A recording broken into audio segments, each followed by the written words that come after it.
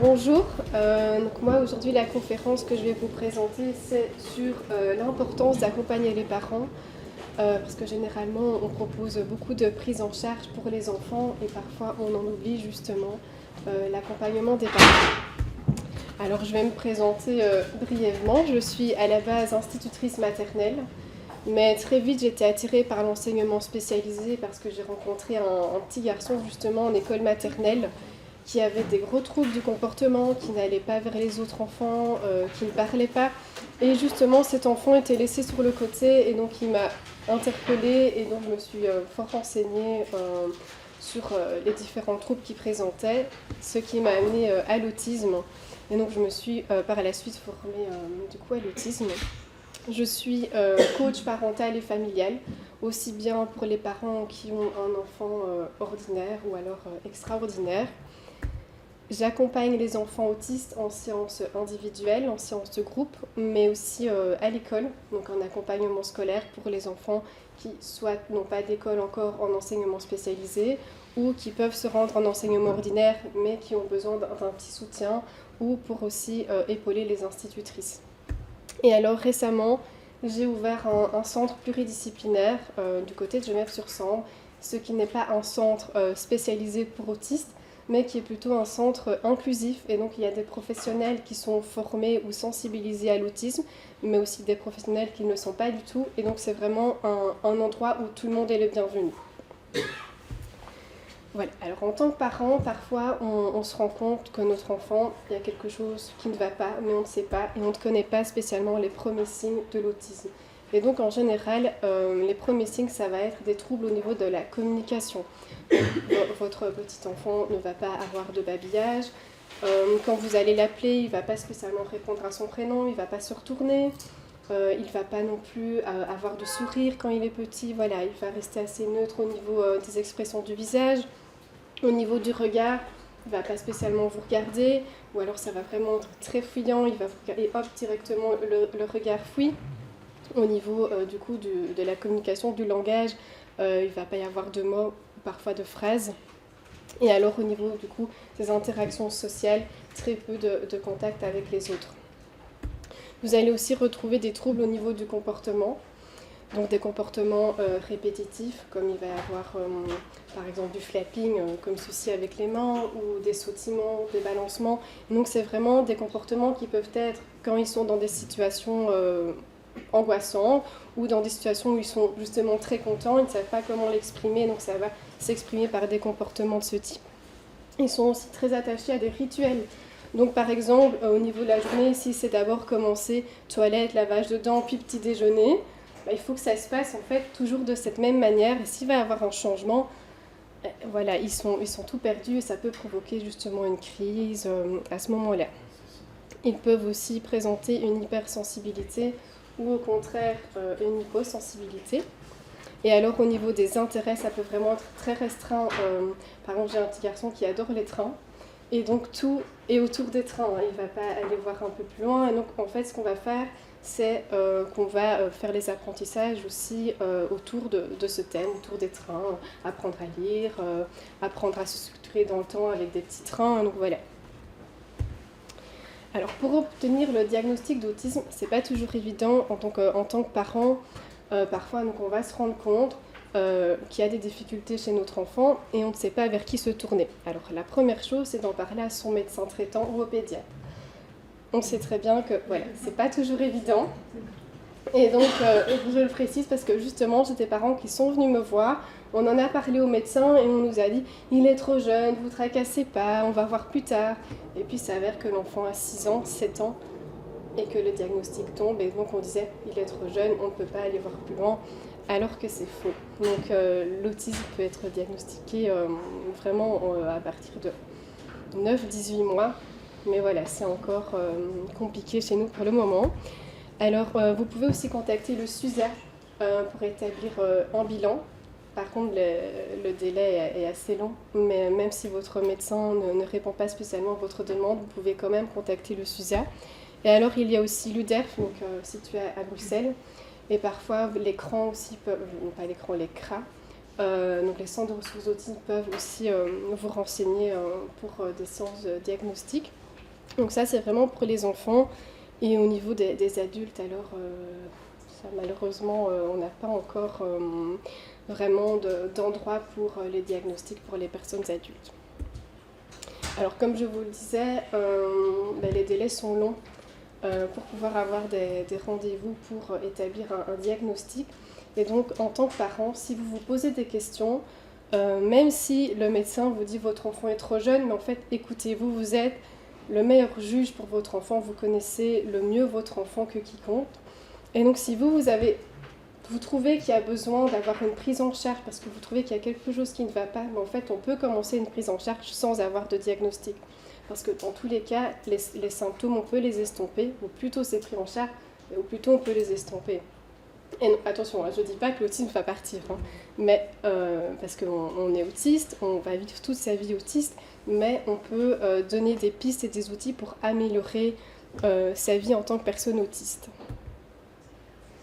Je parle super vite, je suis désolée si je vais trop vite, dites-le moi. Alors, pour accompagner les parents, donc, il y a deux choses. Il y a le diagnostic d'autisme qui tombe, ou le diagnostic d'autisme qui ne tombe pas, et voilà, on ne sait pas alors quelles sont les difficultés pour notre enfant.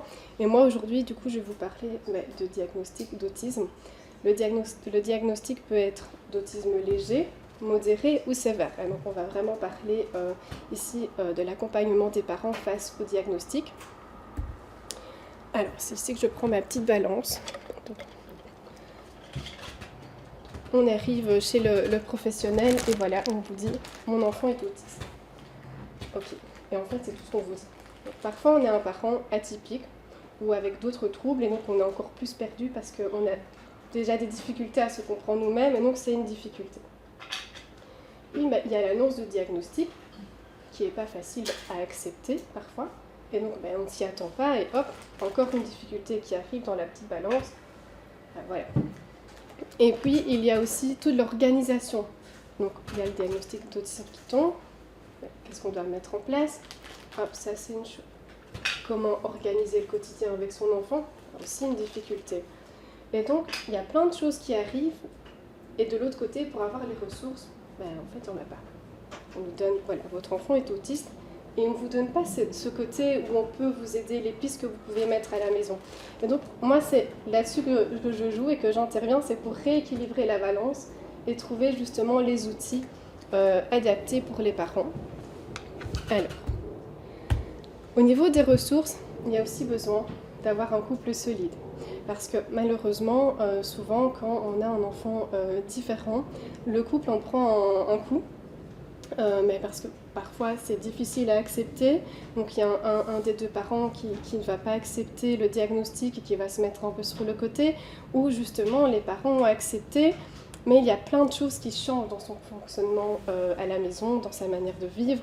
Et donc c'est là que c'est important d'avoir un couple solide, de pouvoir se donner des ressources l'un l'autre. Quand je parle de ressources, c'est pas spécialement des informations, mais permettre à l'autre parent de pouvoir un peu déconnecter, pouvoir prendre du temps pour soi. C'est d'ailleurs la prochaine ressource, c'est de pouvoir prendre du temps pour soi. Et si c'est pas possible dans le couple de pouvoir s'entraider, voilà. Moi aujourd'hui je sens que j'ai une journée de travail difficile, il faut encore s'occuper de l'enfant, aller le conduire à ses prises en charge. Moi aujourd'hui je ne saurais pas, c'est pas grave. Aujourd'hui c'est moi qui m'en occupe, demain ce sera toi. Et donc trouver des compromis comme ça au sein du couple. Et puis mais parfois on est famille monoparentale et donc c'est aussi de pouvoir essayer de trouver des personnes ressources sur lesquelles on peut compter. Et donc, il faut prendre du temps pour soi. Alors, du temps pour soi, ça ne veut pas dire devoir partir en vacances, en week-end, et pour pouvoir souffler et déconnecter de tout ça. Non. Prendre du temps pour soi, en tant que parent, ça pourrait être aussi juste prendre un bain. C'est 20 minutes qu'on s'accorde par jour et on se dit, ok, le moment du bain, c'est mon moment, c'est 20 minutes pour moi. Mais il faut que l'enfant puisse comprendre ça aussi. Et donc, il y a des outils à mettre en place. Par exemple, on peut mettre un timer ou un visuel. Voilà, le bain, maman, le timer des 20 minutes. Et pendant ces 20 minutes-là, c'est le moment de maman ou le moment de papa. Et tu ne viens pas dans la salle de bain. Voilà, c'est mon moment, on se déconnecte et on pense à rien de ce qui se passe à la maison. On entend notre enfant crier, ok, non, là c'est mon moment, j'ai besoin de prendre du temps pour moi. Parce que si on ne s'accorde pas du temps, on accumule du stress. et un moment s'effondre parce que voilà, on est humain et on a aussi besoin de prendre du temps pour soi, de se reposer, de déconnecter. Et donc c'est très important. Alors, au niveau des ressources, vous pouvez aussi trouver des groupes de parole. Alors souvent, les parents rencontrent des difficultés. C'est vraiment faire le premier pas, de se dire ok, je passe le pas, je contacte le professionnel ou la SBL, le centre, peu importe, pour ce groupe de parole. Et souvent, la première fois, on ne parle pas trop parce que on ne sait pas trop quoi dire, on a un peu peur d'être jugé. Mais c'est là l'importance des groupes de parole, en fait, c'est que vous n'allez pas être jugé. Les groupes de parole, il y a de la bienveillance, il y a de l'empathie. Et alors, vous avez des parents qui sont en fait dans la même situation, qui ont aussi un enfant autiste. Et justement, ils ont besoin de pouvoir partager avec d'autres parents, d'autres personnes et des professionnels ce qu'ils ressentent, ce qu'ils vivent au quotidien et ne pas se sentir jugés. Malheureusement, c'est souvent ça, les parents se sentent jugés et ne peuvent pas exprimer ce qu'ils vivent au quotidien. Et donc les groupes de parole, c'est vraiment très chouette pour ça. Et puis parfois, ça crée des liens d'amitié entre parents, et donc en fait, on crée des nouvelles ressources. Ah mais écoute, ce week-end, moi je vais prendre les enfants, hop, toi tu t'en vas, tu vas faire une journée shopping, ou enfin voilà, tu prends du temps pour toi. Moi, je garde les enfants et puis la fois d'après, on change, c'est moi qui prends les enfants. Et donc, on crée aussi des liens et ça permet de créer des nouvelles ressources. Alors, c'est aussi important d'avoir des personnes sur qui compter parce que ce que je remarque beaucoup, c'est qu'en général, les parents, alors, se retirent un peu de la société, ils sont invités, on n'y va pas parce qu'on a peur que ça dérange avec l'enfant. Et donc, c'est important de pouvoir expliquer aussi à ses amis la situation, les difficultés qu'on peut rencontrer avec l'enfant, mais aussi prendre du temps en fait avec ses amis sans l'enfant. Et donc je reviens aussi sur le temps pour soi, c'est important de ne pas se couper de la société, parce qu'alors on se renferme dans notre situation, on gère tout sans pouvoir souffler, sans pouvoir discuter et partager. Et comme je disais tout à l'heure, on est humain et on a besoin de pouvoir souffler et pas de s'enfermer et de se retrouver tout seul. Et alors, le dernier point, c'est de trouver des bons professionnels. Alors, ça fait sourire en général quand je dis cette petite phrase de trouver des bons professionnels, parce que c'est important. J'ai déjà entendu de la part des parents qui arrivaient tout triste en disant oui, on m'a dit que c'était moi parce que en fait pendant la grossesse j'ai pas fait ça. Mais non. Et donc c'est important de trouver des personnes qui connaissent le sujet de l'autisme et qui ne vont pas vous dire n'importe quoi. Alors en tant que parent, une fois qu'on a un enfant qui a le diagnostic d'autisme, on va avoir besoin de matériel. Alors c'est un gros investissement au départ, mais qui va servir en fait pour toute la vie. C'est un ordinateur. Un ordinateur parce que s'il y a besoin de faire des outils visuels, vous pouvez le faire directement chez vous, ou parfois voilà, il y a besoin, l'enfant est en crise, il faudrait quelque chose assez rapidement comme outil. On n'a parfois pas le temps de prendre rendez-vous chez le professionnel ou de commander sur internet un tel outil ou d'aller au magasin. Donc avec un ordinateur chez vous à la maison, ça vous permet de pouvoir, s'il faut imprimer une photo ou un picto rapidement, de pouvoir le faire. Et donc il faut aussi une imprimante pour pouvoir le faire. Et alors une plastifieuse. Alors la plastifieuse, en tant qu'institutrice en plus, je ne vous dis pas à quel point je l'utilise, mais ce qu'il y a, c'est qu'en plastifiant, au moins l'outil ça reste plus longtemps utilisable que si on imprime. Bon, parfois sur le coup, juste imprimer la feuille, c'est très bien parce que ça dépanne et ça peut calmer une crise, mais après quand on a un outil qui peut être utilisé dans le temps, c'est mieux de le plastifier, comme ça on l'abîme moins. Et puis l'enfant, parfois, il met en bouche et du coup, avec le plastique, ça pose pas de problème. Et oui, et la meilleure ressource, avant, c'est vous. Et l'important, c'est de pouvoir s'informer, mais aussi de se former. Alors, les formations, souvent, on dit que ça coûte très cher, mais il y a aussi des choses gratuites, comme par exemple Canal Autisme. Et donc, sur Canal Autisme, vous avez plein de vidéos sur différents thèmes, et c'est gratuit. Et c'est vraiment pas mal fait, donc vraiment je vous invite à pouvoir suivre ces petites vidéos sur Canal Autisme. Vous avez aussi Epsilon à l'école. Alors là c'est pas gratuit, mais par contre les formations sont vraiment top. Et vous avez justement un module qui a été présenté il n'y a pas longtemps sur l'importance d'accompagner les parents. Et donc voilà, justement souvent dans les formations on explique toutes les prises en charge qu'il peut y avoir pour les enfants. Oui, mais et moi, en tant que parent, comment est-ce que je peux être aidée ? Enfin, oui, c'est bien, on me donne tous les outils pour mon enfant, mais moi, parfois, je ne sais pas comment faire non plus, moi, en tant que parent. Et donc, je trouve que c'est très important. Vous avez aussi le SUSA qui présente des formations. Et alors, Coursera Genève, c'est aussi très, très bien. Vous avez la formation, le diagnostic d'autisme et l'intervention. Et alors, c'est gratuit. Donc, voilà, c'est vraiment chouette. Puis, vous avez des livres aussi. Et en plus, il y en a plein ici que mes collègues ont apporté. Mais c'est vrai qu'au niveau de l'accompagnement parental, on ne retrouve pas énormément de livres et d'outils pour accompagner les parents. Donc il y en a quelques-unes et ça commence à se faire, des associations de parents aussi, des groupes de parole qui sont de plus en plus avec des professionnels pour vous informer. Et se former, c'est important parce qu'en fait, on va avoir des professionnels pour les prises en charge de nos enfants, mais ça ne s'arrête pas là. Il faut aussi qu'il y ait le suivi à la maison pour que l'enfant puisse continuer d'apprendre, d'évoluer, parce qu'un comportement, par exemple, j'expliquais tout à l'heure, un enfant avait besoin d'un petit mâchouilleur, ça l'apaisait, mais à la maison, il n'y avait pas droit. Mais alors, si on travaille à pouvoir, oui, c'est ce que j'expliquais tantôt, et donc on lui apprend à pouvoir se calmer avec son petit mâchouilleur, mais à la maison, on ne peut pas avoir ça pour se calmer, et il en a vraiment besoin. Mais on a beau travailler ça en séance, mais ça n'arrivera pas au point à la maison si l'enfant ne peut pas avoir par exemple son mâchouilleur. Donc là aussi, il y a toute l'importance de collaborer avec les professionnels. Alors moi, en tant que coach parental, donc à la base, j'accompagne des parents qui ont des enfants ordinaires. Et donc j'avais vraiment envie de lier ces deux casquettes d'institutrice dans l'enseignement spécialisé et de ma formation de coach, en me disant, mais en fait, les parents, ils posent beaucoup de questions, ils sont perdus, et j'aimerais bien pouvoir les aider aussi à l'extérieur.